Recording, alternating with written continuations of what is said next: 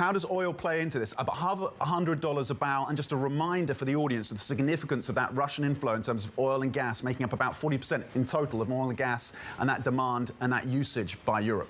Absolutely, Tom. And I think there is quite the upward trajectory here that we're still facing in oil prices until we get clarity both on the Russia situation and, of course, how the OPEC Plus is going to respond. Reminder that we're going to be hearing from them next week at a meeting. But in the meantime, I think really markets are trying to digest the implications of this oil price here. We're definitely seeing now discussions of a potential inflation shock, for instance. And that's not that comes at a time when a lot of economies are already grappling with rising prices for consumer goods and just broadly in their respective economies. And of course, it has great implications as well for energy importers, the likes of Turkey and India, for instance. And Turkey, you know, has its own problems dealing with already sky-high inflation. And of course, when it comes to the emerging markets complex as a whole, we've already seen a lot of countries in that complex hiking rates over the past year to try and get ahead of inflation. But the $100 oil price just really adds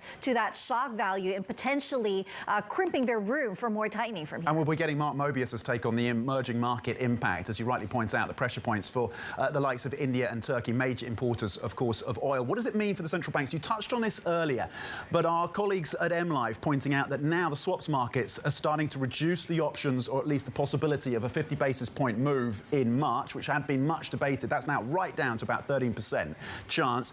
And also the numbers of hikes that are being priced in by the Fed for 2022. How are the central banks going to be adjusting this? Are we looking at a stagflationary environment ultimately?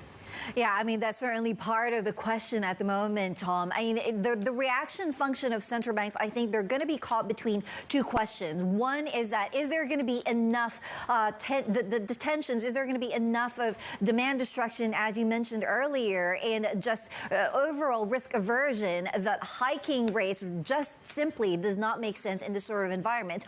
Or are they going to be having to respond to, again, the inflationary shock that we're potentially facing from the fact that oil prices are rocketing higher, just as broader prices in the economy, prices of goods, services, all also pointing upward? I think this is going to be the tricky situation that central banks are going to have to navigate. We're going to start hearing from the big ones starting in March in the next couple of weeks, and so that's going to be interesting to watch. Kristine, thank you very much indeed. Russian markets currently down 35% just in today's session. The ruble is down more than 6%. The pain being felt across the Russian asset space.